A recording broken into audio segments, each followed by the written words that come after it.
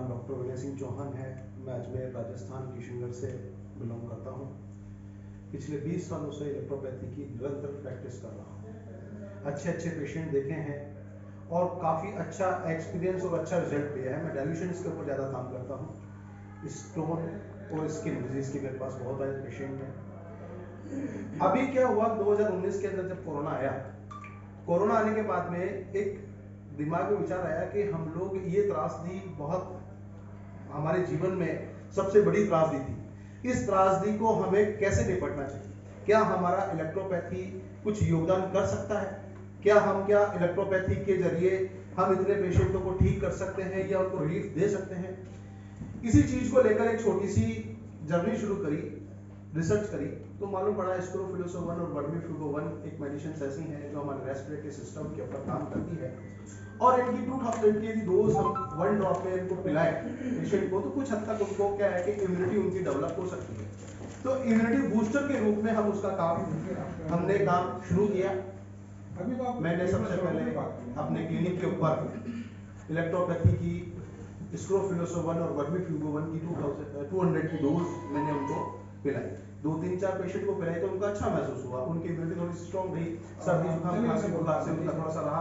आप भी जानते हैं कि इलेक्ट्रोपैथी के अंदर इसमें कोरोना के अंदर रेस्पिरेटरी इफेक्ट जो था वो जरूर से ज्यादा था।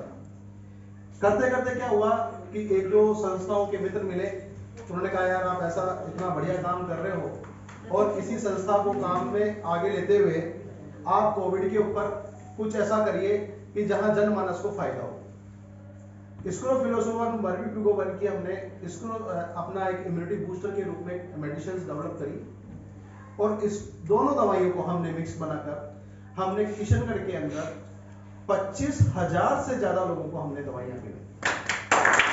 इसका रिजल्ट ये है कि कोरोना के अंदर ये मैं आपको बताना चाहूंगा, प्रोजेक्ट होता तो बताता, जिसके अंदर अलग अलग संस्थाओं ने एक एनालिसिस किया है, जिसके अंदर हमारे क्लिनिक 2 क्लिनिक हैं हमारे Bhavani clinic and research centre, एक में चलाता हूँ, एक हमारे मित्र डॉक्टर प्रवीण जी गुप्ता हमारे साथ आए हुए हैं वो चलाते हैं। इन दोनों क्लिनिकों के ऊपर हमने करीबन 25 कार्यक्रम किए।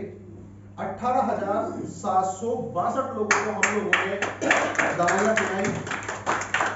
उसमें से 18,733 लोग एकदम स्वस्थ थे, उनको किसी भी प्रकार का कोविड फर्स्ट और कोविड सेकेंड के अंदर किसी प्रकार का कोई इंफेक्शन नहीं आया। आज दिन तक वो बिल्कुल स्वस्थ है। 13 लोगों को सर्दी जुकाम खांसी बुखार हुई। हमने ये डाटा 3 एनालिटिक रिपोर्ट के द्वारा दी। हमने क्या किया, किसी पेशेंट को दवाई पिलाई तो एक बार उसको 3 दिन में, एक दिन फर्स्ट डे पिलाया, उसके बाद 3 दिन बाद, 7 दिन बाद और उसके बाद में 1 महीने बाद हमने उनकी ऑथेंटिसिटी डाटा एनालिसिस एक फार्म के रूप में हमने उनको लिया और उनके देखा केवल 18,762 में से केवल मात्र 2 पेशेंट कोरोना पॉजिटिव हुए। उनका फिर हमने कोरोना ट्रीटमेंट किया। आपको पता है कि कोरोना माइल्ड, मॉडरेट और सीवियर कंडीशन के अंदर था। उस समय कंडीशन ये थी कि हम लोग, हमारे सामने बीमारी पहली बीमारी थी, हम इसको पूरी तरीके से समझ नहीं पा रहे थे।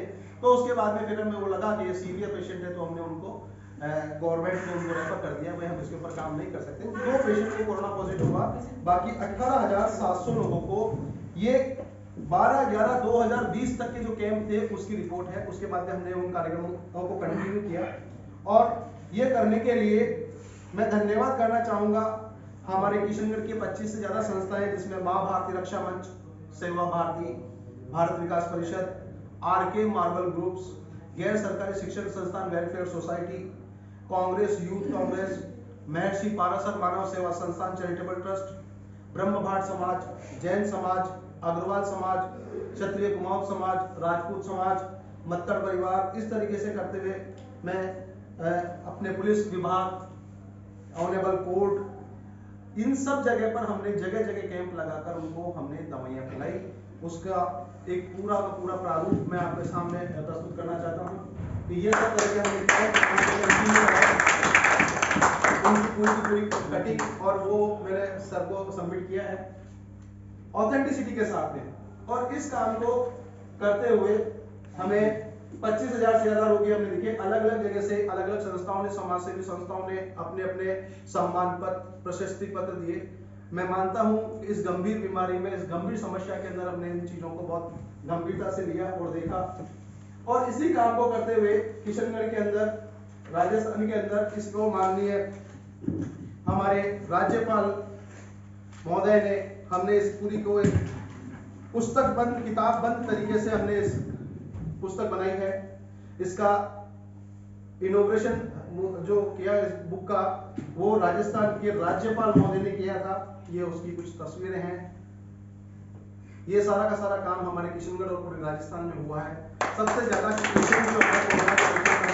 किशनगढ़ में देखे, किशनगढ़ के अलग अलग प्लेटफॉर्म पे अलग अलग लेटर के द्वारा सम्मानित किया गया और हमने ये सारे काम किए।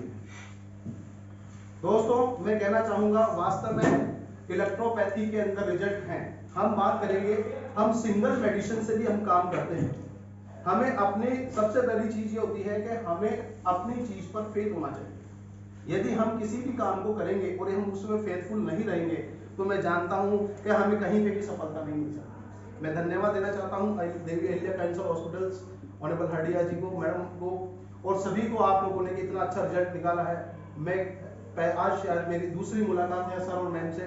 इसके पहले हम लोग व्हाट्सएप और फेसबुक पे, लेकिन इतना बढ़िया रिजल्ट निकाला और इतना बढ़िया काम किया है कोरोना के अंदर, इस महामारी के अंदर भी जिस प्रकार हम लोगों ने रिजल्ट निकाला है। मैं सभी मित्रों से निवेदन करना चाहता हूं कि सबसे पहले हमें अपनी पैथी के ऊपर फेथ रखना है।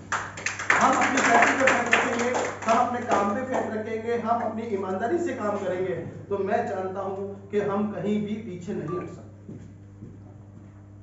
काउंट सीजर मैटी के आज जन्मोत्सव के कार्यक्रम में, कॉन्क्लेव के अंदर आज आपने बहुत अच्छा शुभारंभ किया है। मैं एक बार पुनः आप लोगों को सभी को धन्यवाद देना चाहूंगा। बहुत बहुत धन्यवाद।